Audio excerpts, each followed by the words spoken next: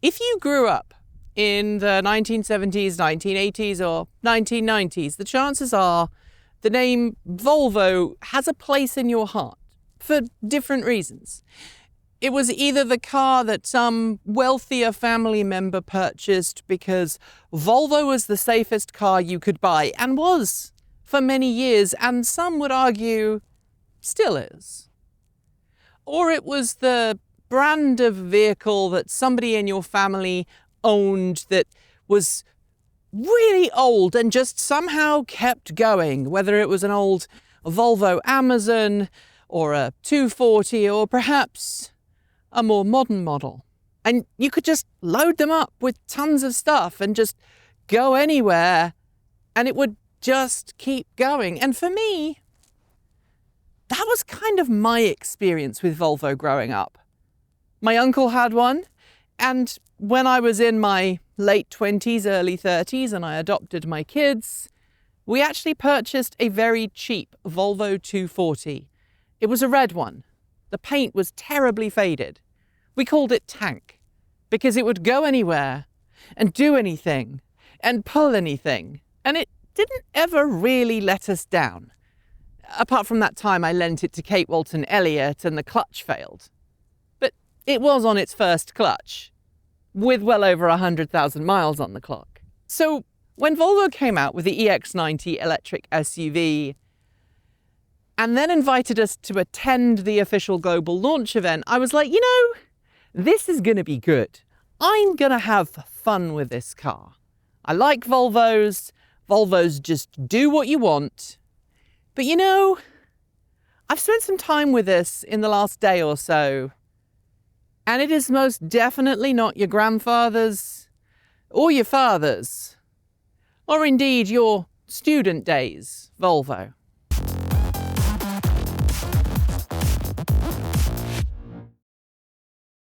Being a launch event drive, and this being a first drive report from the channel, I don't have a huge amount of time behind the wheel, and so this report is not going to be as comprehensive as our week-long reviews. But let's start by giving you some basics about this vehicle. This is a 3-row electric SUV. It's available in either 6 or 7-seat configuration. The rear seats are kind of small, although the middle row is adjustable.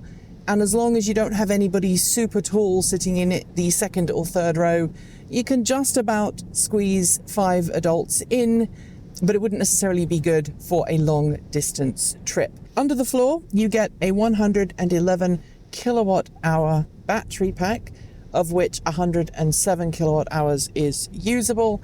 And Volvo says in its most efficient guise, both variants of the EX90 that are currently going to be coming to market are capable of up to 308 miles per charge, which is about 496 kilometers. Obviously, the WLTP range figures are different because WLTP has a different set of testing criteria to EPA. People very often get confused about that on the channel, say, why are you quoting EPA when WLTP is higher? EPA, in my experience, tends to be the most realistic. So those numbers again, 308 miles, which is about 496 kilometers per charge. That 107 kilowatt hour usable battery pack will recharge at speeds of up to 250 kilowatts at a compatible DC fast charging station. Like so many other EVs coming to market this year, the EX90 is designed to have two-way power transfer capability, meaning if you have a suitable charging station, I believe that Volvo are partnering with Decibel or Decibel in the States, you can then have a backup solution for your home, and that is powered from the EX90. I've told you a little bit about the battery pack. I've told you about the charging capabilities. What I haven't talked to you about is the performance. I was going to talk to you about that when I hit the freeway, but as you may be able to see, not only do I have a Fly in the cabin with me, I've also hit significant amounts of traffic. So let's talk about the safety instead. The EX90, according to Volvo, is the safest car that it's ever made. And it has a lot of in-car smarts. We're talking a metric ton, almost literally, of computer chips and semi-autonomous driver assistance features and sensors. And in a first for Volvo, and a first, in fact, for the entire auto industry, the EX90 comes with LiDAR as standard. It's not an optional extra that you can buy. It just comes with the car. LiDAR is a sensor technology that allows the EX90 to see much more of the world around it. It gets to have a more in-depth analysis of where things are. It's easier for the car to identify how far things are away. A lot of car companies have followed Tesla's route and are now looking at more of a vision-based system. But as full self-driving has proven from Tesla, it's really hard to make a semi-autonomous driver assistance feature that doesn't have LiDAR. To activate Volvo's level 2 semi-autonomous driver assistance system, which is Drive Pilot, you take the gear lever, which is on the right-hand side of the steering wheel, and you pull all the way down and hold it down until the green steering wheel appears. Then you can let go, and then you can set your speed, and it works just like regular cruise control. To have assistance changing lanes, what I have to do is pull the indicator in the direction I want to go. The car will check it is clear, and then it will change lanes for you. Like all modern cars, both displays, the one in front of the driver and the one in the center of the vehicle, can be fully customized. I can customize my display as a driver by pressing this little button here on the left-hand side of the steering wheel.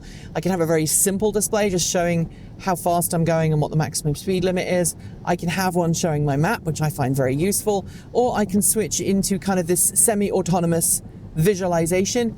This is very much like the display that people will be used to if they drive Teslas. It shows the lanes, it shows position of other cars, and you'll see that the LiDAR system in this vehicle, combined with the other sensors, ultrasonic sensors, and the radar, and also the visual sensors, gives me a really accurate representation of where things are around me. As we come with this on-ramp here, we should start to see cars appear to my right, which is exactly what we did here. And that means that I can be a little clearer in what I'm going to be doing and how I'm going to be driving. So as that sudden traffic pattern change occurred, my EX90 reacted very quickly. It didn't do sudden jerky braking. It was very smooth, very progressive braking. Much, much better than the phantom braking that you see in a lot of cars with ADAS systems. That was really comfortable. I didn't feel like I needed to reach for the brake pedal. The car did everything itself. Again, with this display, I can see everything that's going on around me. You'll also notice these orange marks. There's one on the left-hand side of the car there that just vanished. That is to show me that there is somebody in my blind spot. I also have blind spot warning symbols on my rearview mirrors, which are quite large and easy to use. Like any modern EV, the EX90 has OTA functionality, and we know that the car is going to launch with some features missing. Because of that, I can't give you a full and honest representation of how the car feels to use, but know that if you are in line to buy one of these, there will be some features that won't be available at launch. At least that's as I understand it. And talking to some of the Volvo team last night, I was told Volvo does have a big commitment to continuing to keep the EX90 updated using over-the-air software updates. And while the car currently has level 2 functionality, there is a roadmap to higher levels. If it looks like some time has passed, we overheated all of our camera equipment inside this vehicle. And that's not really a surprise. The EX90 has a full-length panoramic glass roof. It doesn't have any kind of shade that I can see. I'm sure that some enterprising soul will come up with a third-party shade, as they have done for the Tesla Model 3, the Model S, and also the Mustang Mach-E. but it is a bit of a glass bowl. And I'm in Southern California. The outside temperature right now is 97 degrees Fahrenheit. Earlier on today, it was above 100 degrees Fahrenheit. So we had to turn off the cameras and we had to turn on the air conditioning on full. We've had it on low because obviously if we have it on the high setting, which I'm going to move to now, it actually gets kind of noisy in the cabin. So I've just switched it to medium. And because the interior of the EX90 is really very quiet, very little in the way of road noise, you notice that the fans are going. So if you forgive me, I'm going to leave the fans a little bit louder right now, but I've also just explained why it suddenly got a lot louder in the cabin. The EX90 on paper is an all-wheel drive vehicle. It's available at launch with two different variants, both twin motor. There's the standard twin motor and then there's the twin motor performance, which is what I'm driving right now. The twin motor performance on paper produces 510 horsepower, which is about 380 kilowatts at the wheels from twin motors, one for the front axle, one for the rear. And it can do the stoplight sprint in about 4.7 seconds, which for a big 3-row SUV that weighs 5,500-ish pounds, it's not super bad. It's also not super good in a world where we have pickup trucks that are doing 0 to 60 sprints in under 4 seconds. And I'm going to tell you a little bit more about that later. But there are two main drive modes for the EX90. Things like single pedal driving is customizable. You can turn it on and off in any of those modes. But you also have the performance mode, in which you get a throttle response akin to what you would expect from any EV, right? You have that instant torque, you plant your right foot and the car lurches forwards. Then you have the standard mode. And what's different about the standard mode is that this car actually has a clutch. What do I mean when I say it has a clutch? Well, in normal operational mode, the EX90 is a front-wheel drive SUV. The front-wheel drive motor does all of the work getting you going from a standstill. If you're on a low-speed surface street, your front motor is doing all the work. And that is designed to improve the vehicle's efficiency. When you need more traction, so you're in an environment where there's potential for loose gravel or snow or mud, you have a traditional all-wheel drive setup. Volvo is very experienced in having these kind of all-wheel drive systems that can kick in and kick out as required. Volvo was talking earlier about its differential, and it's got torque vectoring so that you can deliver power to the road where needed. But if you are in the standard mode and you put your right foot to the floor in a hurry, there's about a 2-second delay before the EX90 really gets going and gets out of its way. And that's because the rear motor is not actually connected to the wheels all the time. It's a permanent magnet motor. Permanent magnet motors don't like to be connected to the wheels all the time if they're not being used. Back EMF and all that good stuff means that it effectively damages your efficiency. So what Volvo have done, like Kia with the EGMP platform, is they have this special clutch that engages and disengages the rear motor and allows the vehicle to be two-wheel drive some of the time and four-wheel drive the rest of the time. But the engagement time for that rear clutch to kick in and connect the motor to the rear axle is a bit long. I spoke to people today who drove the Polestar 3, which is basically this car with a Polestar badge and more performance tweaked stuff, and it comes from the factory as standard with performance mode enabled. The EX90 comes from the factory with its standard mode enabled. And that makes it feel a little slow to get going. But if you put it in performance mode, you give it some beans, that rear motor stays connected, it does eat some of your efficiency, means your range is not going to be as good, but then it gives you a lot more capability and a lot more enjoyment. I do now want to talk a little bit about the suspension for this vehicle. The twin motor performance comes with air suspension as standard, and you have a dual chamber setup, so you've got two different levels of hardness. One is quite soft and soaks up a lot of the bumps, the other is a lot harder and feels a little more performance oriented. And in the same way, you have adjustable steering feedback, so you have a fairly soft steering, and then you can tweak it for a harder steering feel, which on a mountain road like this, you do want to have it in that firmer setting. However, there's quite a lot of a dead zone here with the steering. I wouldn't say it waddles or it wallows, but it doesn't really have that sporty vibe. Granted, we are on the larger 22-inch wheels, which means we've got less rubber, which means the ride is not going to be the same as it would be if you had the smaller wheels that are available on the twin motor. But it soaks up the bumps and lumps pretty well. And as long as you're not pushing it, it actually behaves itself. If you're driving at the speed limit and you're not trying to hoon this, it's a really pleasant place to be. The cabin is very quiet, as long as you don't have the air conditioning fans blowing to keep your cameras cool. And this is a vehicle that I could quite happily drive for a whole day and not suffer extreme fatigue.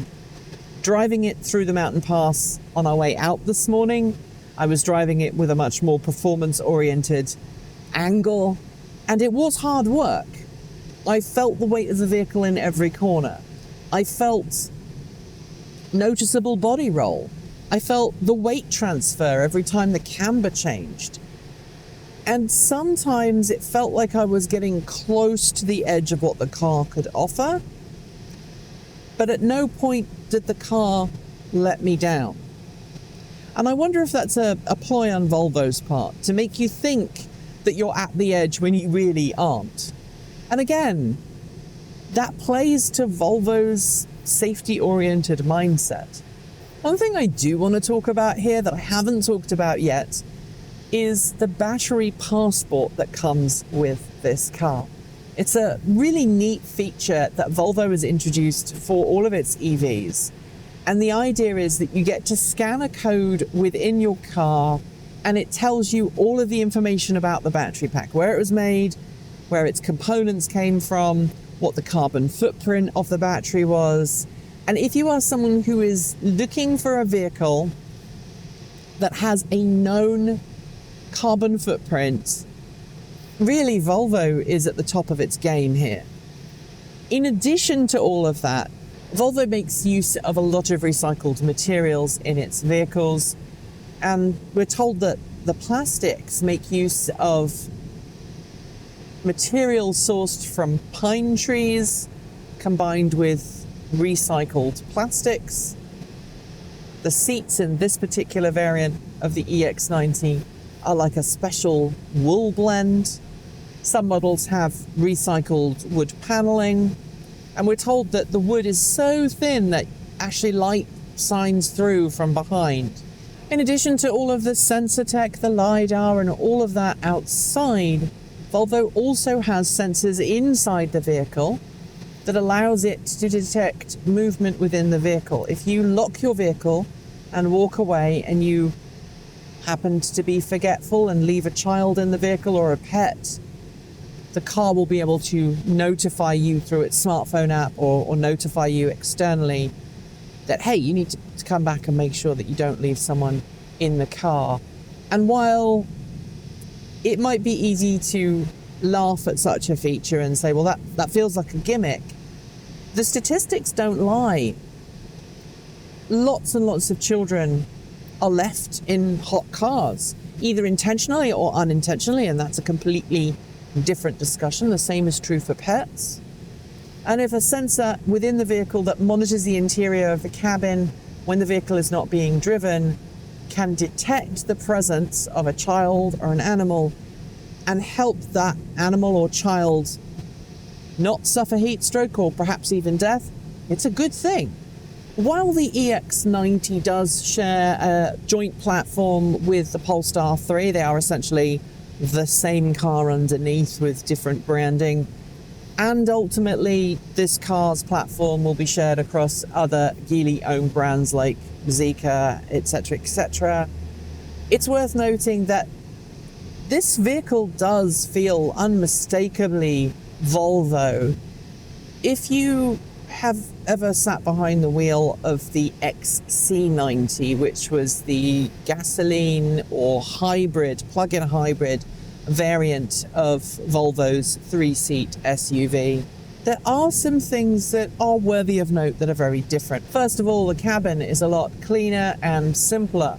Volvo has really heavily leaned on the whole software-defined vehicle thing. Obviously, this center touchscreen display runs a Google Android operating system, and it's much better than the system found in previous electric vehicles from Volvo. It's snappier, it's faster, it seems to have less bugs.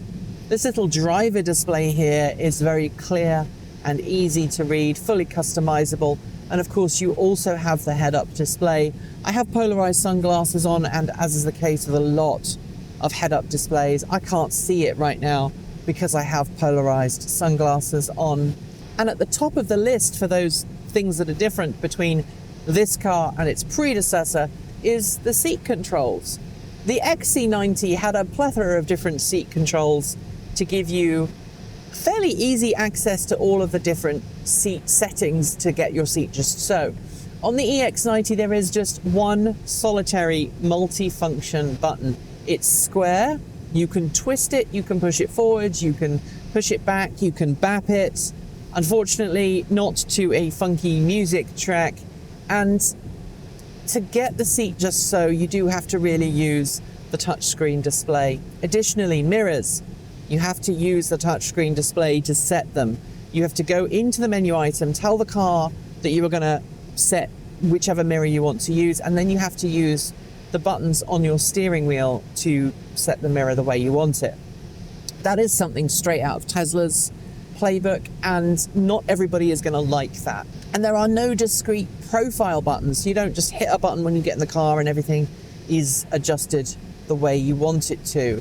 What you do have, however, is a profile that attaches to your mobile phone.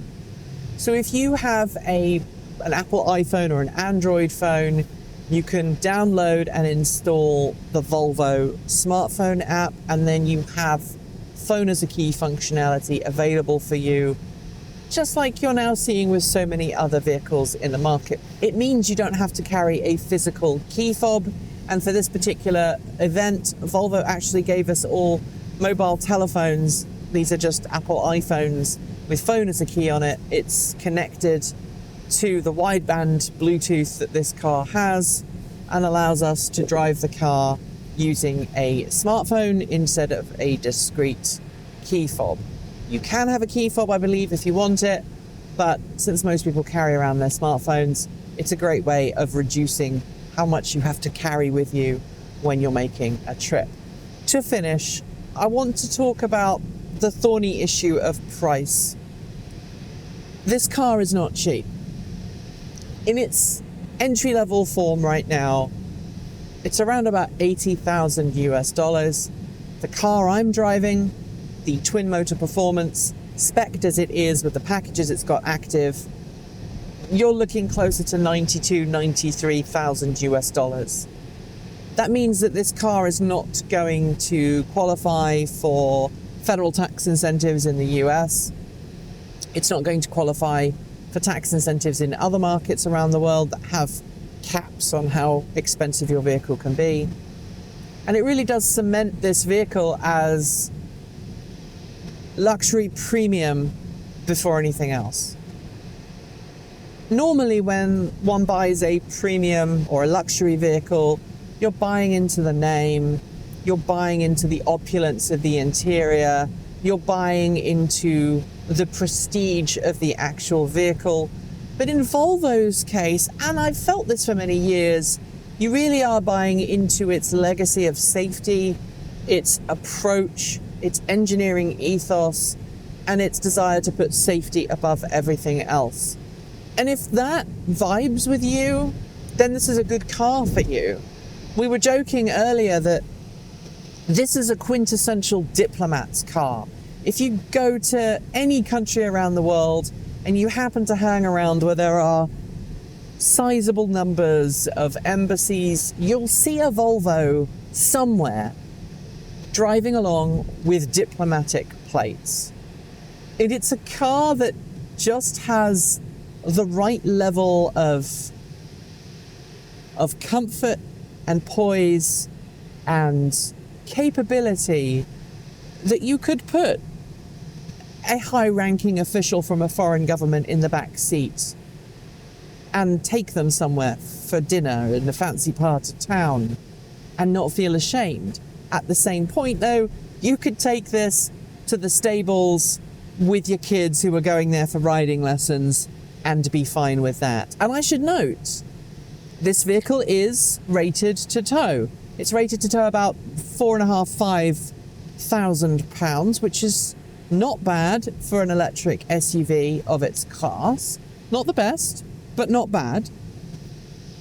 So you can tow the horse box with you as well. And obviously, being a Swedish brand, Volvo comes from a country where towing is kind of expected. If you're going to go in the summer up to northern Sweden and enjoy some of the lakes, or maybe you have a cabin up there in the woods, you're going to want to take something with you and tow something. In the wintertime, you may want to tow your snowmobiles or something else behind the vehicle, and this should be able to take care of that with nary a problem. And as I mentioned earlier, with 250 kilowatt DC quick charging capabilities, recharging should be reasonably quick.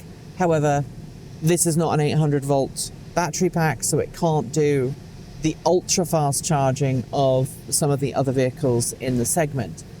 Because Volvo is also not a large volume auto manufacturer, certainly not in the US, this is also a car for someone who doesn't want the run-of-the-mill options that are currently on the market.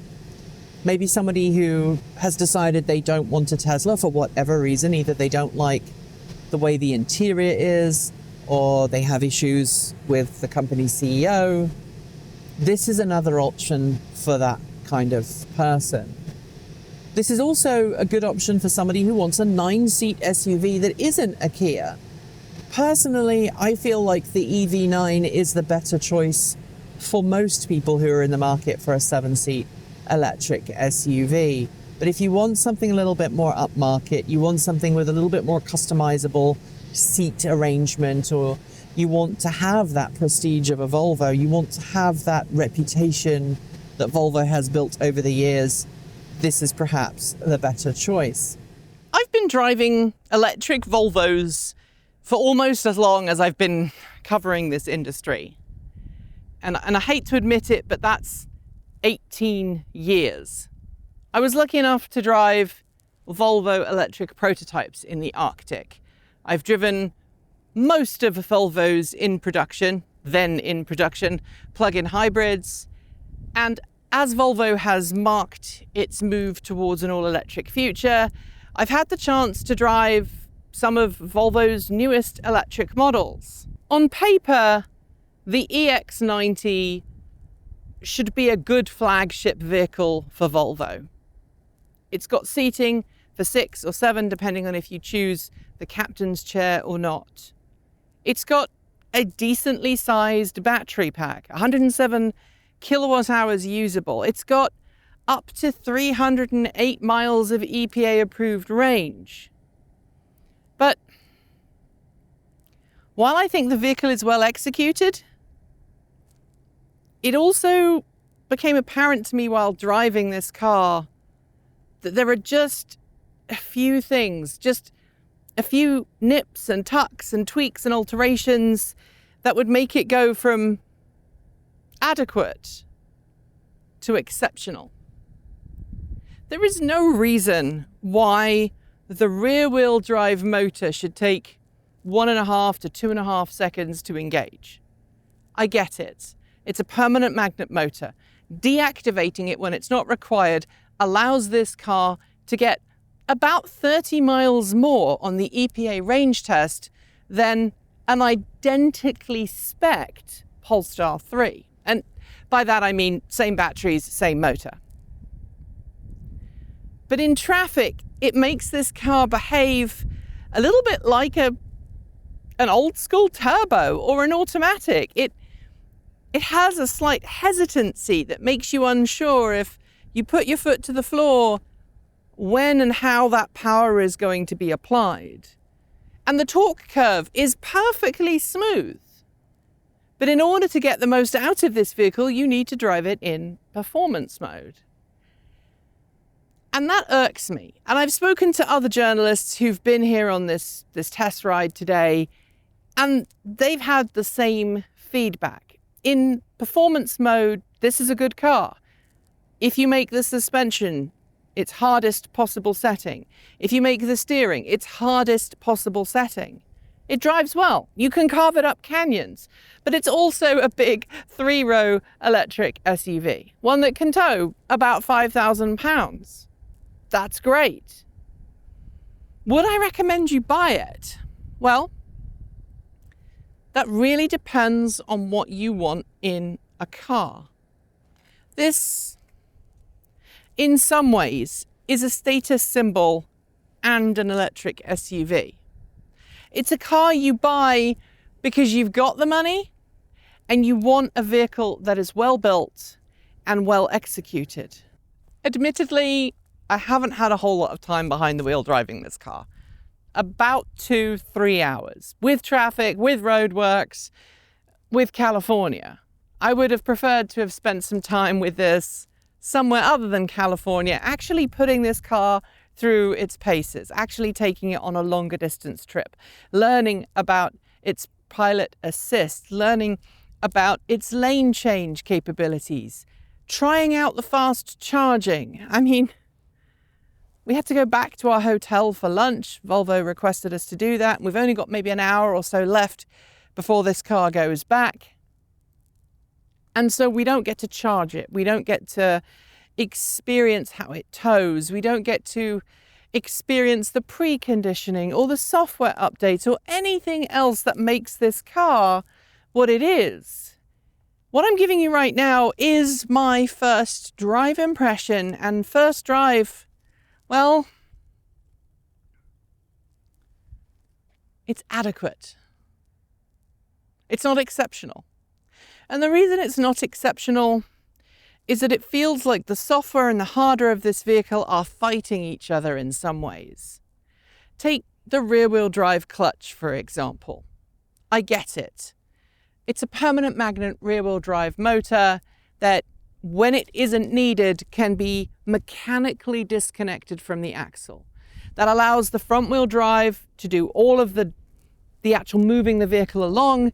This axle just comes along for the ride, and it saves you energy in the process. And if you want a long-legged EV, that is a good thing.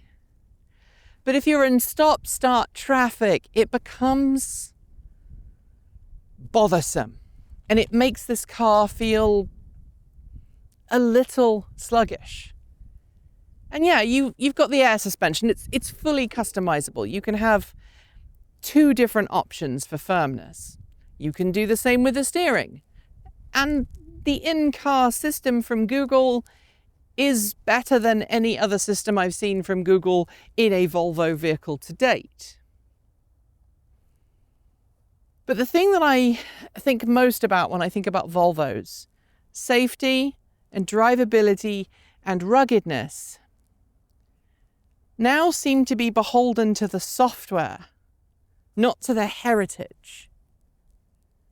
We know from the EGMP platform that it's possible to make a clutched system that connects and disconnects one of the motors in as seamless a way as possible, that is barely noticeable to the driver, and yet this system takes a long time.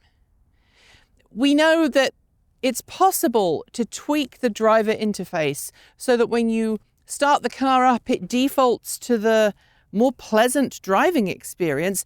And then if you want to get the system to be more eco-friendly, then you ask it to deactivate the motor when you don't need it. That's possible. We've seen other automakers do it.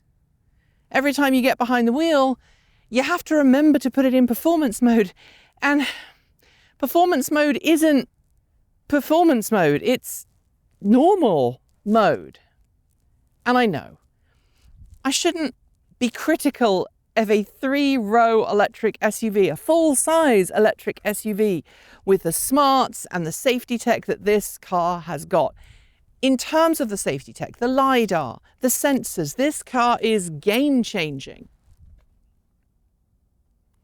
But there's something I just can't put my finger on. I'm not sure if it's the cramped rear seat space or the fact that it's a full-length panoramic glass sunroof with no optional shade, or the fact that you need to dig through a menu system to change your mirrors and your driving position and your steering wheel position. All of that gets in the way of what I feel is actually a really competent, drivable, everyday vehicle underneath. So, I had fun. It was good. Would I buy one right now? No. For the money this is, I would definitely splurge on a Kia EV9 GT when it finally comes to market later this year. But honestly, I feel like this is a vehicle you should experience, but one you might not want to buy until all the kinks have been ironed out. Thanks for joining me today, and if you've got thoughts, make sure you leave them in our Discord chat room, our Patreon page, our YouTube comment section, or you can reach out to us on Mastodon. Thanks to the amazing list of people scrolling by on your screen right now. They are some of the more than 1,500 people who help make this channel possible through Patreon and YouTube, covering our bills, paying our team, and making sure that we can remain 100% independent. If you'd like to join them and see your name listed here, just follow the links below.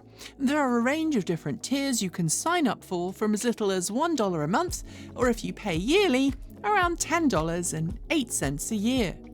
A massive welcome to our newest supporters: Bree Crockford, CAP, Christian Balao, Everything on a Buy Bagel, Pidge Eon, and Brett Chandler.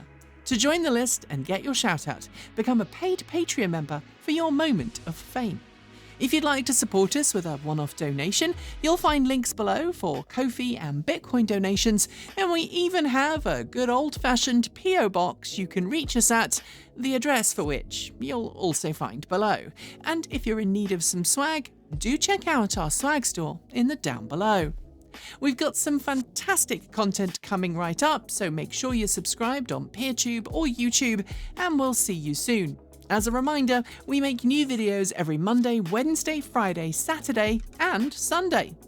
If you want more, the almighty algorithm thinks you might enjoy this video, but what does it know? We think this one is also well worth a look. See you soon, and as always, keep evolving.